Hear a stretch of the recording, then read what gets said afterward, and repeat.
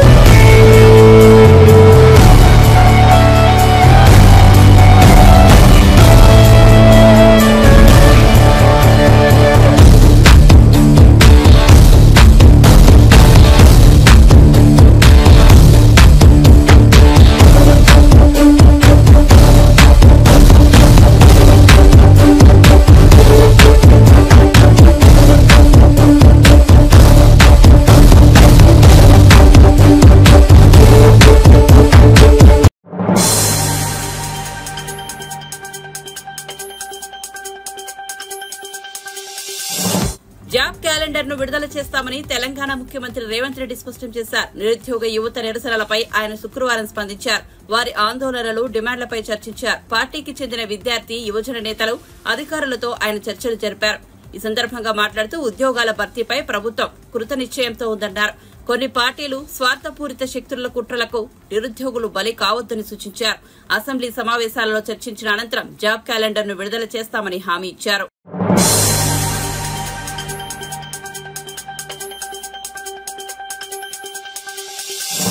మాచర్ల మాజీ ఎమ్మెల్యే పిన్నెల్లి రామకృష్ణారెడ్డిని పరామర్శించేందుకు వచ్చిన జగన్ పిన్నెల్లికి మరిన్ని కేసుల్లో శిక్ష పడేలా సాక్ష్యం చెప్పి వెళ్లారని దేవాదాయ శాఖ మంత్రి ఆనం రామనారాయణ రెడ్డి అన్నారు. ఈవీఎం ధ్వంసం చేశారని జగన్ చెప్పిన సాక్ష్యాన్ని పరిగణలోనికి తీసుకుని పిన్నెల్లిని శిక్షించాలని కోరారు. నెల్లూరులో ఆనం రామనారాయణ రెడ్డి, మున్సిపల్ శాఖ మంత్రి నారాయణ సమావేశమై జిల్లా అభివృద్దిపై చర్చించారు. రాష్ట్రంలో కూటమి ప్రభుత్వం అధికారంలోకి రావడంతో పారిశ్రామికవేత్తలకు స్వేచ్ఛ వచ్చిందని నారాయణ చెప్పారు. నిన్న ప్రతిపక్ష నాయకత్వం నాకు కావాలని అడిగేటువంటి హోదా కూడా లేనటువంటి మాజీ ముఖ్యమంత్రి శ్రీ జగన్మోహన్ రెడ్డి గారు ఇక్కడికి వచ్చారు. ఆయన ఏం మాట్లాడారు? నిన్న ఆయనే సాక్ష్యం చెప్పేశారు. పిన్నెల్లి రామకృష్ణారెడ్డి గారు ఈవీఎం పగలగొట్టింది వాస్తవమని ఆయనే సాక్ష్యం చెప్పాడు. దానికి వేరే విచారణ అవసరం లేదు. సాక్షాత్తు జగన్మోహన్ రెడ్డే సాక్షి కాబట్టి న్యాయస్థానాలు కూడా ఎటువంటి విచారణ లేకుండా చట్ట ప్రకారం ఆయన మీద చర్య తీసుకోవాల్సిన అవసరం ఉందనేదే ఇవాళ నేను అనుకునేటువంటి కార్యక్రమం. ఇది వ్యక్తిగతంగా నేను మాట్లాడుతూ ఉన్నాను. ఈవీఎం పగలగొట్టింది వాస్తవమేనంటే సాక్ష్యమే కదా. జగన్మోహన్ రెడ్డి గారు ఆయన పరామర్శించడానికి వచ్చాడా, లేకుంటే మరిన్ని కేసుల్లో ఆయన్ని దొరికిపోయే విధంగా ఈయనే సాక్ష్యం చెప్పడానికి వచ్చాడా నాకు అర్థం కావట్లేదు. నిన్నటి జగన్మోహన్ రెడ్డి పర్యటన పిన్నెల్లి రామకృష్ణారెడ్డి నా పార్టీ వాడు తప్పు చేశాడు, ఆయన్ని చట్టపరంగా శిక్షించండి, న్యాయపరంగా కూడా శిక్షించండి సాక్ష్యం చెప్పిపోయాడు. కాబట్టి కనీసం పార్టీ నాయకత్వానికి కూడా విలువలు లేనటువంటి పరిస్థితుల్లో ఇవాళ ఈ రాష్ట్రంలో వైఎస్ఆర్సీపీ పార్టీ ఉంది, ఆ నాయకత్వం ఉంది. కాబట్టి భవిష్యత్తులో వైఎస్ఆర్సీపీ పార్టీ ఈ ఆంధ్రప్రదేశ్లో మనుగడ సాధించలేదనేటువంటిది సుస్పష్టంగా నిన్న ఆయనే చెప్పిపోయాడు. కాబట్టి దీని గురించి పెద్దగా మనం వేరేగా అనుకోవాల్సిన అవసరం లేదు. గత ప్రభుత్వంలో ప్రతి ఒక్కరూ భయపడుతూ ఉన్నారు. వ్యాపారస్తుడు, చిన్న వ్యాపారస్తుడు వ్యాపారం చేసుకోవాలన్నా, పెద్ద వ్యాపారస్తుడు చేసుకోవాలన్నా, ఒక ఇండస్ట్రీస్ వచ్చి ఇక్కడ పెట్టాలన్నా భయపడుతూ ఉండాడు. ఈరోజు అందరూ ఫ్రీ అయ్యారు. నేను నెల్లూరు ప్రజలందరికీ ఒకటే చెప్పేది, వ్యాపారం చేసుకున్నాడు స్వేచ్ఛగా చేసుకోండి, అయితే రూల్స్ అండ్ రెగ్యులేషన్స్ అతికించొద్దు. అదేవిధంగా ముఖ్యమంత్రి గారు ఆదేశించారు. నెల్లూరు, కడప రెండిట్లో లేఅవుట్లలో చాలా అక్రమాలు జరిగినాయి. గత ప్రభుత్వం చేశారు. వెంటనే ఎంక్వైరీ కమిటీ వేయమన్నారు. దానికి ఎంక్వైరీ కమిటీ వేసాం.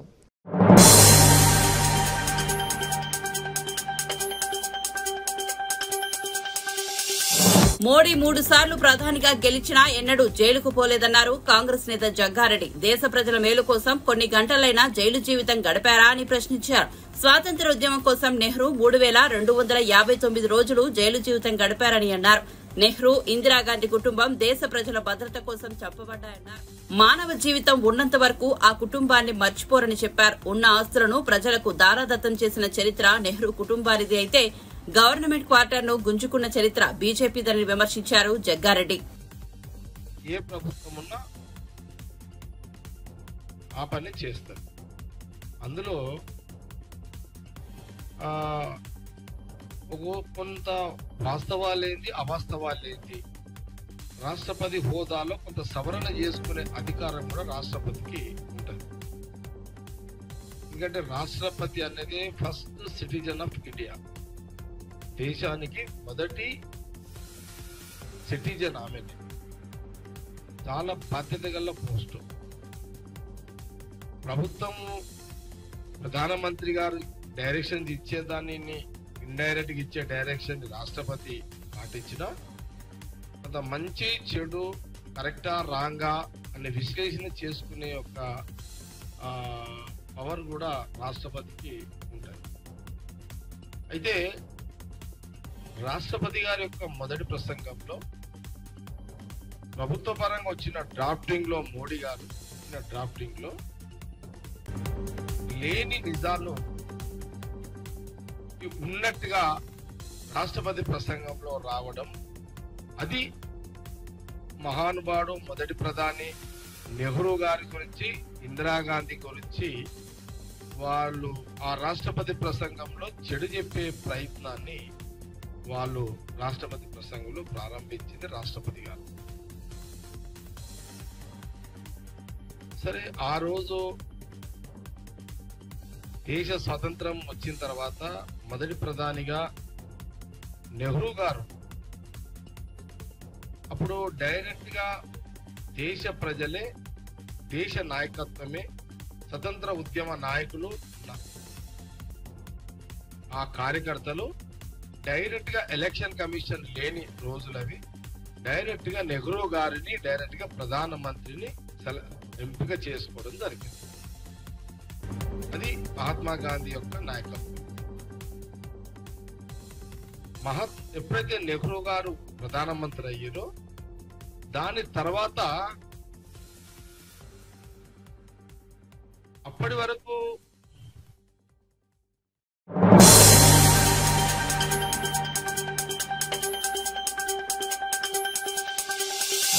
గ్రామీణ ప్రాంతాల్లో గంజాయి నిర్మూలనకు కట్టుదిట్టమైన చర్యలు చేపడుతున్నట్లు హోంమంత్రి అనిత వెల్లడించారు. ప్రభుత్వ పాఠశాలల వద్ద సీసీ కెమెరాలు ఏర్పాటు చేస్తున్నట్లు చెప్పారు. పాఠశాల పరిసరాల్లో గంజాయి తాగి అమ్మాయిలను వేధిస్తే తక్షణ చర్యలు తీసుకోవాలని పోలీస్ శాఖను ఆదేశించినట్లు పేర్కొన్నారు. అనకాపల్లి జిల్లా పాయకరావుపేట పట్టణంలోని ప్రభుత్వ పాఠశాలలో హోంమంత్రి అనిత ఆకస్మిక తనిఖీ నిర్వహించారు.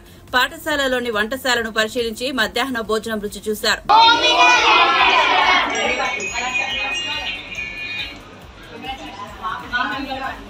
చదువుకోవాలి, ఓకేనా? ఫస్ట్ థింగ్ ధైర్యంగా ఉండాలి, ఓకేనా? ఎవరో ఏదో అన్నారని, ఎవరో ఏదో అంటున్నారని భయపడిపోకూడదు. చాలా ధైర్యంగా ఉండాలి.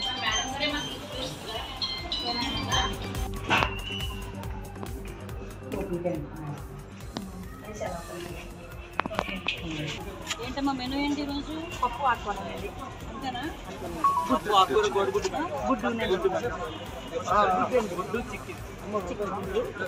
అన్ని ఇచ్చారా? అన్నీ అయిపోయాయి.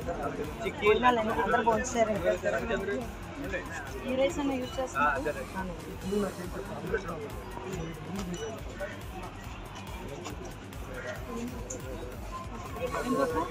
కందిపప్పు. గవర్నమెంట్ మెయిన్ హై స్కూల్, అదేవిధంగా గర్ల్స్ హై స్కూల్ అన్నింటినీ కూడా సర్టిఫికేట్ విజిట్ చేయడం జరిగింది. ఎందుకనంటే ఇక్కడ చుట్టుపక్కల గ్రామాల్లో ఎక్కడైనా, చుట్టుపక్కల ప్రాంతాల్లో ఎక్కడైనా ఈ గంజాయి సప్లై కానీ, ఈ గంజాయి సరఫరా కానీ జరుగుతుందా, లేకపోతే పిల్లలందరూ పరిస్థితి ఏంటి, వాళ్ళ మిడ్ డే మీల్స్ ఎలా ఉన్నాయి, వాళ్ళందరికీ సౌకర్యాలు బాగున్నాయా లేదా అనే ఉద్దేశంతో అవన్నీ తెలియజేయడం, వాళ్ళందరి దగ్గర తెలుసుకోవడానికి ఈరోజు 2 స్కూల్స్ రావడం జరిగింది. ఇప్పుడున్న విద్యార్థులందరూ కూడా కొన్ని ప్రాబ్లమ్స్ చెప్తున్నారు. వాళ్ళకి అంటే మ్యాక్సిమం కొంత బిల్డింగ్స్ లేవని, అదేవిధంగా ల్యాబ్ లేదని, స్టాఫ్ ప్యాటర్న్ కూడా కొంచెం తక్కువ ఉన్నారని చెప్పడం జరిగింది. అదేవిధంగా మెయిన్ హై స్కూల్ కూడా ఇక్కడైతే కొంతమంది, ఇక్కడ ముఖ్యంగా గర్ల్స్ హై స్కూల్ దగ్గర ఈ చుట్టుపక్కల ప్రాంతాల్లో గంజాయి తీసుకుంటూ కొంతమంది అబ్బాయిలందరూ కూడా ఇబ్బందులు పెడుతున్నారని చెప్పి స్టాఫ్ ఇక్కడ కంప్లైంట్ ఇచ్చిన వెంటనే పోలీస్ డిపార్ట్మెంట్ వాళ్ళు ఆల్రెడీ సీసీ క్యామ్స్ కూడా ఇక్కడ బిగించడం జరిగింది. ఇక్కడ అటువంటి ఇబ్బంది ఏమొచ్చినా కూడా ఇమీడియట్గా వాళ్ళు వచ్చి అక్కడ యాక్షన్ తీసుకోవడానికి కూడా సీసీ కెమెరాస్ కూడా బిగించడం జరిగింది. అదేవిధంగా మెయిన్ గర్ల్స్ హై స్కూల్స్ దగ్గర అన్ని దగ్గర కూడా సీసీ కెమెరాస్ ఏర్పాటు చేసే పరిస్థితి కూడా మేము తీసుకుంటాం. పోలీస్ డిపార్ట్మెంట్ సహాయ సహకారాలతో అందరూ కూడా ఒకటే చెప్తున్నాం. అందరూ కూడా ముఖ్యంగా నేను మళ్ళీ నిన్న కూడా ప్రెస్ మీట్లో అదే చెప్పాను, ఈరోజు కూడా అదే చెప్తాను. పబ్లిక్ పార్టిసిపేషన్ అనేది ముఖ్యం.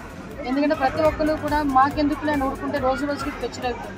కాబట్టి మన పిల్లలు అందరి పిల్లలు మన పిల్లలాగే భావించుకొని మనం కూడా ఆ పిల్లల్ని రక్షించుకునే కార్యక్రమంలో ముందుండాలని గంజాయి రహిత రాష్ట్రాన్ని మనం చూడబోతున్నామని మీ అందరికీ కూడా తెలియజేసుకుంటూ సరిపడి.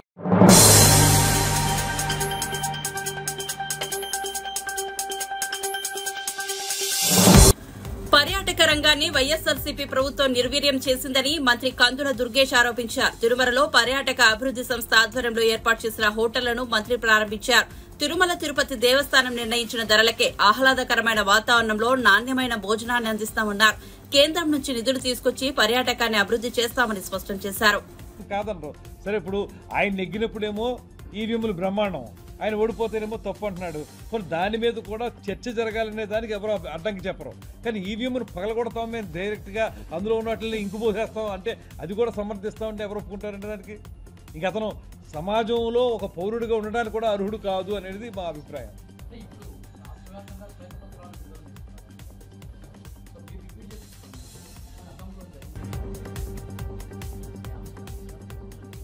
ఇప్పుడు అదే కదండి, ఇప్పుడు పోలవరం ప్రాజెక్టు మీద చూపించారు. అది మా శాఖ ఇంకా అది మనది ఇంకా రాలేదండి. ఇప్పుడు ఆర్థిక స్థితిగతులు అనేటువంటి దాని మీద వస్తుంది. వచ్చినప్పుడు అంటే వరుసగా ఒక 7 శ్వేతపత్రాలు రిలీజ్ చేస్తారు. అందులో ఇప్పటికి పోలవరం ఒకటి, అమరావతి ఒకటి రిలీజ్ చేశారు. ఈ ఆర్థిక స్థితిగతులు దీనికి సంబంధించిన దాంట్లో కూడా ఈ పోలవరం వాటిలాగే మన పర్యాటక శాఖలో జరిగినటువంటి 1-2 అంశాలు మా దృష్టికి వచ్చినాయి. అవి కూడా మేము సబ్మిట్ చేసాం. ఇంకా విస్తృత స్థాయిలో చర్చించి అవి కూడా బయట పెడతాం. తప్పనిసరి ఇప్పుడు పులివెందుల్లో కట్టారు, అది ఆ బిల్డింగ్ కట్టేశారు. అది పులివెందుల్లో సందర్శకులు వెళ్ళి తిరుపతి లాంటి చోట చేయటం మానేసి అక్కడ పులివెందుల్లోనేమో ఆ బిల్డింగ్ని 12 కోట్లు పెట్టుకున్నారట, 27 కోట్లు ఖర్చు పెట్టారట.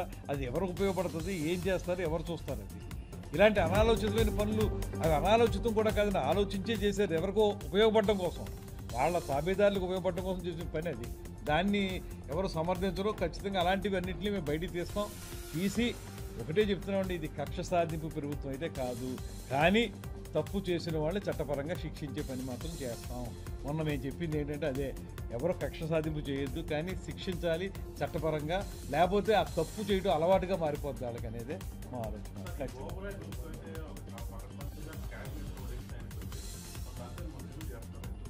ఓబరాయ్ వాళ్ళు దే ఆర్ వెయిటింగ్ ఫర్, అంటే యాక్చువల్గా అంటే లాస్ట్ మంత్ 8th ఎప్పుడో వాళ్ళు వచ్చి మాట్లాడి దాన్ని చేయాలి, ఏం చేయాలి ఇక్కడ అనేది, తిరుపతిలో ఏం చేయాలి అనేటువంటిది ప్లాన్ చేద్దాం అనుకున్నారట. ఆ లోపల ఏం జరిగిందంటే ఈ ఎన్నికలు జరగడం, గవర్నమెంట్ ఏ గవర్నమెంట్ ఉంటుందో వాళ్ళకి తెలియదు కదా, ఆ పాత గవర్నమెంట్ ఉంటుందో కొత్త గవర్నమెంట్ వస్తుందో, వచ్చిన తర్వాత వచ్చి కలుస్తూ ఉంటున్నారు. మన డేట్ కోసం వెయిట్ చేస్తున్నారు వాళ్ళు. షార్ట్లీ నేనేం చెప్పానంటే, ఇప్పుడు రివ్యూలు కూడా వచ్చింది, అది మాకు జూలై 3rd వీక్ నుంచి మోస్ట్లీ ఈ సెషన్స్ ఉంటాయి. ఆ సెషన్స్ లోపలనే వాళ్ళతో మాట్లాడేసి ఒక నిర్ణయం తీసుకుంటే మన సెషన్స్ టైంలో ముఖ్యమంత్రి గారితోనూ ఉప ముఖ్యమంత్రి గారితోనూ మాట్లాడి ఫైనలైజ్ చేయొచ్చు అని చెప్పాను. అది ఈ లోపలనే వాళ్ళతో మాట్లాడి దానికి ఒక రూపం తీసుకొస్తాం.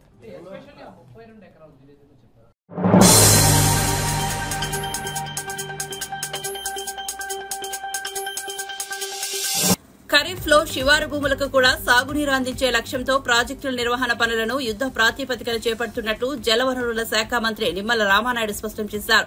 శుక్రవారం ఇరిగేషన్ అధికారులతో సమీక్ష అనంతరం ఆయన మీడియాతో మాట్లాడారు. పులిచింతల ప్రాజెక్టులో తగిన స్థాయిలో నీటి నిల్వలు లేకపోవడం, పట్టిసీమ ప్రాజెక్టును గత ప్రభుత్వం నిర్లక్ష్యం చేసిన కారణంగా ఇప్పుడు కృష్ణా డెల్టాలో త్రాగునీటి సమస్య తలెత్తిందని చెప్పారు. పట్టిసీమలో ప్రస్తుతం 15 పంపులు పనిచేస్తున్నాయని, 3-4 రోజుల్లో 21 పంపులు పనిచేస్తాయని చెప్పారు. 2-3 రోజుల్లో పట్టిసీమ నీరు కృష్ణా డెల్టాకు చేరే అవకాశం ఉందని, ఈ నీటితో కృష్ణా డెల్టా ప్రజల దాహార్తిని తీరుస్తామని మంత్రి పేర్కొన్నారు. మరి ఆ రోజు అస్తవ్యస్తంగా సాగునీటి వ్యవస్థను చేసి ఆ పులిచింతల నీటిని కూడా ఒడిసి పట్టలేనటువంటి పరిస్థితుల్లో ఈరోజు అక్కడ 1/2 TMC నీరు కూడా లేక ఇవాళ కృష్ణా డెల్టాకు దాహార్తిని తీర్చలేనటువంటి స్థితి వచ్చింది. అదృష్టవశాత్తు ఆ రోజు చంద్రబాబు నాయుడు గారు ముందు చూపుతో పట్టిసీమ నిర్మాణం చేశారు కాబట్టి ఈరోజు పట్టిసీమని మనం ఓపెన్ చేసుకున్నాం కాబట్టి ఇంకొక 3-4 డేస్లో ఆ పట్టిసీమ నీళ్లు మరి ఏదైతే కృష్ణా డెల్టాకు కొంతమేర దాహార్తిని తీర్చగలిగేటువంటి పరిస్థితి ఉంది. లేని పక్షంలో నిజంగా కృష్ణా డెల్టాకు సంబంధించినటువంటి 30-40 లక్షల మంది ప్రజలు త్రాగునీరు కొరతకు వలసలు వెళ్ళిపోయేటువంటి పరిస్థితి జగన్ పాలన వల్ల వచ్చేటువంటి స్థితి ఉండేది. ఇట్లా ప్రతి ప్రాజెక్టుని, ప్రతి రిజర్వాయర్ని, ప్రతి ఆయకట్టును మేము పరిశీలిస్తూ ఉంటే అడుగడుగునా కూడా జగన్మోహన్ రెడ్డి నిర్లక్ష్యం ఒక రకంగా మాకు అనిపిస్తూ ఉంది. ఏదైతే ఆ రోజు 2014లో రాష్ట్ర విభజన వల్ల జరిగినటువంటి నష్టం కంటే ఈ జగన్మోహన్ రెడ్డి పాలన వల్లే ఈ యొక్క ఆంధ్రప్రదేశ్ రాష్ట్రంకి, అందులో ప్రత్యేకించి జలవనరుల శాఖ కూడా ఎక్కువ నష్టం జరిగినటువంటి పరిస్థితి కనిపిస్తూ ఉంది. ప్రతి ప్రాజెక్టు కూడా మళ్ళీ 20 సంవత్సరాలు వెనక్కి నెట్టేశారు. విత్ పోలవరం అనే కాదు, పోలవరంతో పాటుగా ఏదైతే ఇతర మేజర్ మైనర్ ఇరిగేషన్ ప్రాజెక్ట్స్ ఏవైతే ఉన్నాయో అన్నీ కూడా 20 సంవత్సరాలు వెనక్కి వెళ్ళిపోయేటటువంటి పరిస్థితి ఉంది. వాటిని కూడా మేము ఈరోజు చాలా క్లియర్గా ఏదైతే ఒక ప్రణాళిక వేసుకొని 2019 వరకు ఏ ప్రాజెక్టుకి ఎంత మనం ఖర్చు పెట్టామో మన ప్రభుత్వంలో, 19-24లో ఈ ప్రభుత్వం వచ్చిన తర్వాత ఏ మేరకు నిధులు పెట్టారు, ఆ పెట్టిన నిధులు కూడా ఎంత మేర సద్వినియోగం అయినాయి. ఎందుకంటే అందులో సగం మళ్ళీ వైఎస్ఆర్సీపీ వాళ్ళ అవినీతి మరి జేబులు నింపుకోవడానికి వెళ్ళినటువంటి పరిస్థితి కూడా కనిపిస్తూ ఉంది. మళ్ళీ రేపు అవి పూర్తి చేయడానికి ఈ 24 తర్వాత మనం ఎంత ఆ ప్రాజెక్టు వారిగా ఎన్ని నిధులు మనం ఖర్చు పెట్టాలి, ఆ నిధులు ఖర్చు పెట్టడంతో ఎంత ఆయకట్టు మనకి మరి అందుబాటులోకి వస్తుంది, దానికి ఎంత సమయం పడుతుంది, ఆ ప్రాజెక్టుకి సంబంధించి ఏదైతే ఇబ్బందులు ఏవైతే ఉన్నాయో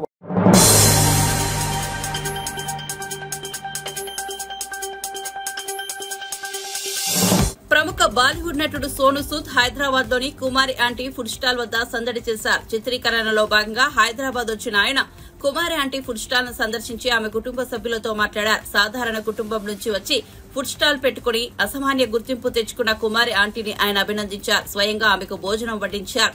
తన ఫతేహ్ చిత్రానికి సెలబ్రిటీగా రావాలని సోను సూద్ కుమారి ఆంటీని ఆహ్వానించారు.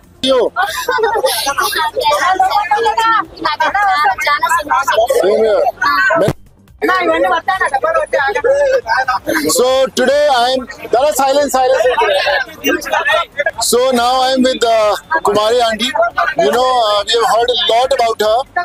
She is a self-made lady. We talk about women empowerment. We talk about how everyone should work hard for the families. Kumari Aunty is the best example. And all the people, all the ladies, all the women across the country, whoever is, going through tough times, she should be an example to follow, that how you can work hard and do good for the family. Kumari Aunty जी, कैसा लग रहा है आज आपको? अच्छे है। अच्छा है? अच्छे है, बहुत अच्छे। तो आज के वेज है, नॉन वेज है, के दोनों है? पूरा आदमी है, पूरा है। वेज नॉन वेज दोनों है? क्या आदमी को भी बना दिया? थोड़ा थोड़ा हिंदी बहुत अच्छा है, कोई बात नहीं, आपका हिंदी बहुत अच्छा है। नॉन वेज है, वेज है, वेज है, वेज है, नॉन वेज है। तो कुमारी आंटी के हाथ का वेज भी है, नॉन वेज भी है। मैं तो वेजिटेरियन हूँ। और कुमारी आंटी कितने का एक प्लेट? एक plate veg 80 rupees, veg 80 rupees और नॉन वेज 120 रुपीस। 120 रुपीस। तो भैया मैं तो 80 रुपीस वाला कस्टमर हूँ, तो जो 80 रुपीस का वेजिटेरियन है, मेरे लिए कितने का डिस्काउंट है? फ्री। आज तो लॉटरी लग गया हमारा यार आंटी, कुमारी आंटी। अगर आप फ्री बोलोगे तो मैं हर रोज आएगा खाने के लिए, चलेगा? మీరు ఎంతో మందికి హెల్ప్ చేస్తున్నారు, మీరు ఎంతో మంది కంటే ఎంతో మందికి. నేను మీకు అసలు ఎంత పెట్టినా తక్కువే అవుతుంది, ఎందుకంటే మీరు అంత మందికి హెల్ప్ చేస్తున్నారు కాబట్టి. నాకు కష్టం వచ్చినప్పుడు కూడా మీరు అలా ఫోన్ చేసి నాకు అలా ఓదార్పు చెప్పినప్పుడు కూడా నాకు చాలా సంతోషం అనిపించింది. Thank you sir. Thank you so much Kumari aunty, God bless you. Thank you.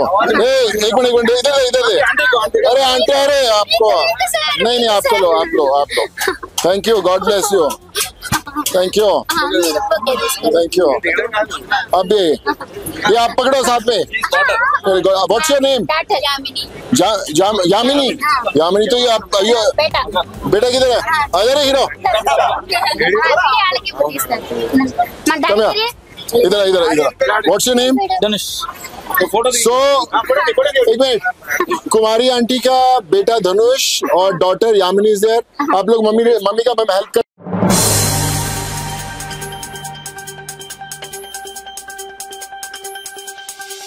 Group 2, group 3 పోస్టుల సంఖ్య పెంచాలని ఈ ఏడాది మార్చి నుంచి నిరుద్యోగులు కాంగ్రెస్ ప్రభుత్వాన్ని డిమాండ్ చేస్తున్న సంగతి తెలిసిందే. ఈ పోస్టుల పెంపు కోసం మార్చి నుంచి వివిధ సందర్భాల్లో తమ నిరసనను ప్రభుత్వానికి తెలియజేస్తూ వస్తున్నారు. కానీ కాంగ్రెస్ ప్రభుత్వం నిరుద్యోగుల పట్ల నిమ్మకు నీరెత్తినట్లు వ్యవహరించింది. ఇప్పటి వరకు సీఎం రేవంత్ రెడ్డి నిరుద్యోగుల న్యాయమైన డిమాండ్లపై స్పందించలేదు. ఈ క్రమంలో నిరుద్యోగ యువత టీజీఎస్పీఎస్సీ ముట్టడికి శుక్రవారం పిలుపునిచ్చింది. దీంతో భారీ సంఖ్యలో నిరుద్యోగులు టీజీఎస్పీఎస్సీ ముట్టడికి బయలుదేరారు. కానీ పోలీసులు ఎక్కడికెక్కడ వారిని అడ్డుకుని వివిధ పోలీస్ స్టేషన్లకు తరలిస్తున్నారు. పోలీసుల బారికేడ్లను ఛేదించుకుని ఓ యువతి టీజీఎస్పీఎస్సీ కార్యాలయం వద్దకు దూసుకొచ్చి తన నిరసనను వ్యక్తం చేసింది.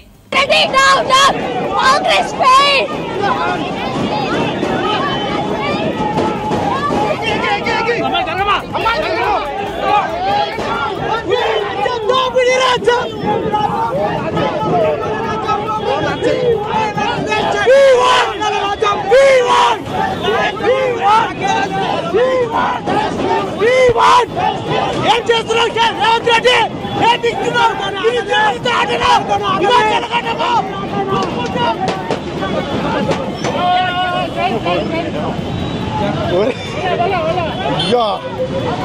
నా చెయ్యాలా ఉంటుంది ఏగా మీ డ్యూటీ మీరు వేసిర్లేదు.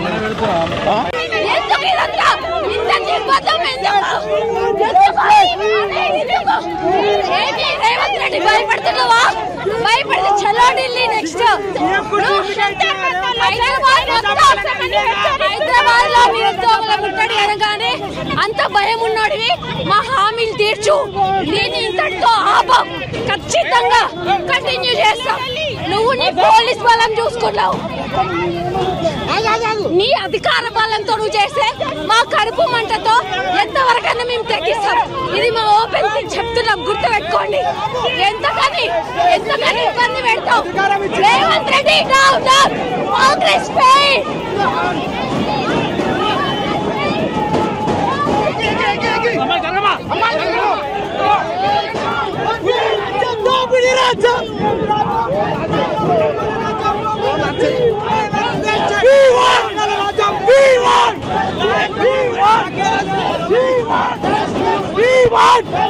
ఏం చేస్తున్నావు రేవంత్ రెడ్డి?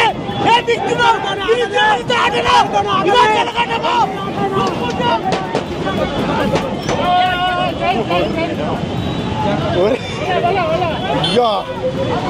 నా చెయ్యాలా ఉంటుంది ఏగా మీ డ్యూటీ మీరు వేసిర్లేదు.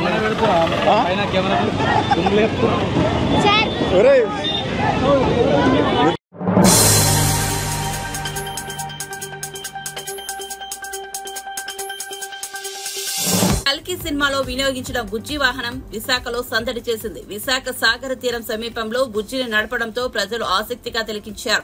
వాహనంతో ఫోటోలు దిగేందుకు పోటీ పడ్డారు. విశాఖ వ్యాలీ పాఠశాల మైదానంలో బుజ్జిని ప్రదర్శించారు. వాహనాన్ని చూసేందుకు ప్రజలు భారీగా తరలివచ్చారు. కల్కి సినిమాను మరింతగా ప్రజల్లోకి తీసుకెళ్లేందుకు ఈ ప్రదర్శన ఏర్పాటు చేసినట్లు నిర్వాహకులు వివరించారు.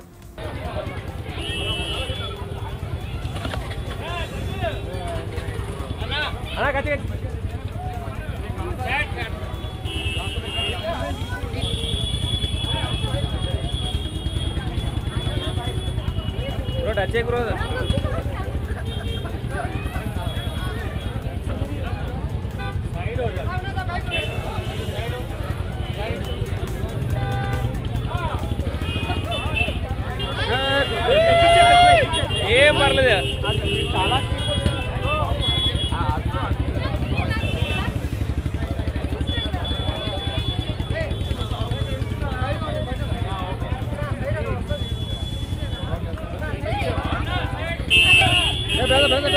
పక్కలే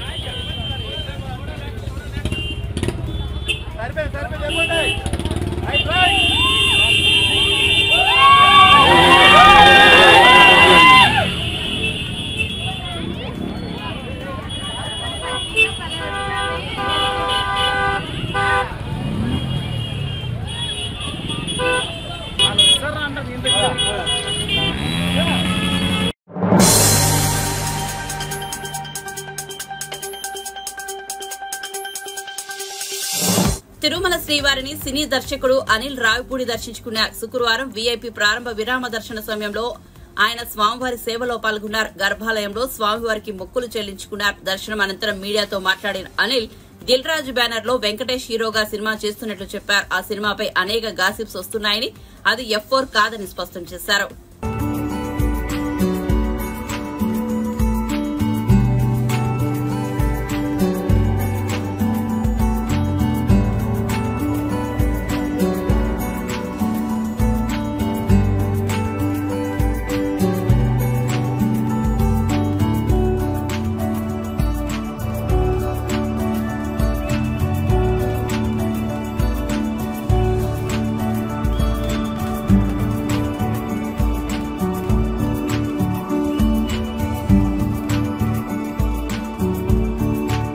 కేసరి సినిమా సక్సెస్ తర్వాత సాహు గారు భట్ గారు నిర్మాత మేము వచ్చి శ్రీవారిని దర్శించుకోవాలనుకున్నాం. సో అప్పుడు కొన్ని పరిస్థితుల వల్ల రాలేకపోయాం. సో అది ముందు ఆ మొక్కు చెల్లించుకుందాం అని ఇక్కడికి వచ్చి శ్రీవారిని దర్శించుకున్నాం. చాలా గొప్ప దర్శనం అయింది. సో చాలా సంతోషంగా ఉంది. ఇప్పుడు దిల్ రాజు గారి బ్యానర్లో శ్రీ వెంకటేశ్వర క్రియేషన్స్. సో వెంకటేష్ గారితో మొన్ననే సినిమా ఓపెనింగ్ అవడం కూడా జరిగింది. సో వెంకటేష్ గారిది నాది 3వ చిత్రం. సో నెక్స్ట్ 2025 సంక్రాంతికి రాబోతుంది. సో అది జూలై ఆగస్ట్ నుంచి షూటింగ్ స్టార్ట్ అయ్యి జూలైలో ఒక 1 వీక్, ఆగస్ట్ నుంచి కంటిన్యూస్ స్కెడ్యూల్తో నవంబర్కి ఫినిష్ చేసి సో సంక్రాంతికి మళ్ళీ మీకు F2 సర్లేరండికి ఎవరు ఈ 2 సంక్రాంతి తర్వాత నాకు మళ్ళీ 3వ సంక్రాంతి మళ్ళీ మీ అందరినీ నవ్వులతో ముంచెత్తడానికి వెంకటేష్ గారు నేను ముందుకు రాబోతున్నాం. సో చాలామంది ఇది F4 అనేదో అనుకుంటున్నారు, బట్ ఇది F4 కాదు. సో మళ్ళీ ఇది ఒక వేరే జానర్లో ట్రై చేస్తున్నాను వెంకటేష్ గారు నేను. ఇది ఒక డిఫరెంట్ జానర్. సో అలాగే దీంట్లో ఇంకో హీరోని కూడా బయట చాలా గాసిప్స్ వస్తున్నాయి. సో దీంట్లో వెంకటేష్ గారు సోలోగా యాక్ట్ చేస్తున్నారు. ఇంకో హీరో ఎవరూ లేరు ఈ సినిమాలో. సో వెంకటేష్ గారు solo and Meenakshi Chaudhary, Aishwarya Rajesh casting అంతా కూడా మేము చెప్పడం జరిగింది. సో మళ్ళీ ఒక hilarious ride, fun ride 2025 Sankranti మీ ఫ్యామిలీ అందరితో వచ్చి మళ్ళీ ఈ సినిమాని చూసి మీరు అద్భుతంగా ఆనందించి వెళ్తారని ఆశిస్తున్నాం. మళ్ళీ శ్రీవారి ఆశీస్సులతో మళ్ళీ ఆయన్ని దర్శించుకుంటాం ఆ సినిమా తర్వాత. So thank you so much.